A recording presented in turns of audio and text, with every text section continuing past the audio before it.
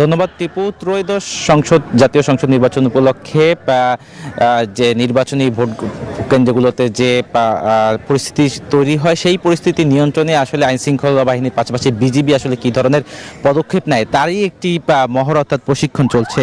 আপনি দেখতে পাচ্ছেন আমার পেছনে একটি নির্বাচনের ভোট কেন্দ্র তৈরি করা হয়েছে, যেই ভোট কেন্দ্রে আসলে সব রকম প্রস্তুতি আসলে এখানে একটি আবহ তৈরি করা হয়েছে, যেটি হচ্ছে একটি ভোট কেন্দ্রে থাকে, অর্থাৎ যারা ভোটার রয়েছেন তারা কেন্দ্রগুলোতে ভোট দেওয়ার জন্য সিরিয়ালে দাঁড়ান, পাশাপাশি বিভিন্ন রাজনৈতিক দল তাদের অ্যাক্টিভিটিস থাকে।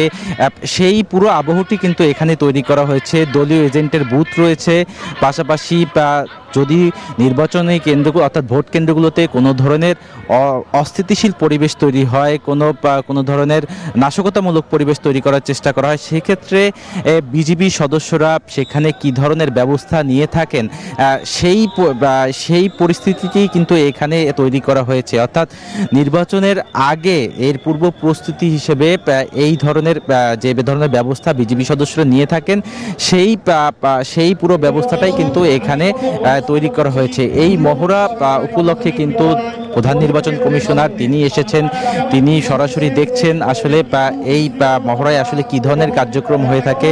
আমরা দেখছি যে ভোট কেন্দ্রগুলোতে যে ভোটার লাইন থাকে, সেই লাইনটি কিন্তু এই মুহূর্তে তৈরি করা হয়েছে।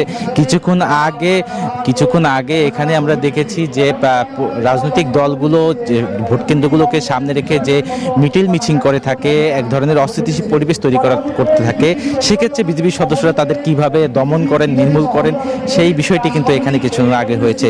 তো এরপরে আসলে প্রধান নির্বাচন কমিশনার এই মহড়া শেষে কথা বলবেন এবং আগামী নির্বাচন বিষয়ে কথা বলবেন, সেই বিষয়গুলো আমরা আপনাকে হয়তো পরে জানাতে পারবো। তো এই ছিল আমার কাছে এখন পর্যন্ত সর্বশেষ সংবাদ। টিপু। এক্সট্রিম মশার কয়েল প্ল্যান্ট ফাইবার দিয়ে তৈরি, তাই সহজে ভাঙে না, সুগন্ধিযুক্ত ও নিরবিচ্ছিন্নভাবে জ্বলে। ডেঙ্গু, চিকুনগুনিয়া বাহি সহ যে কোনো মশার বিরুদ্ধে দেয় এক্সট্রিম সুরক্ষা।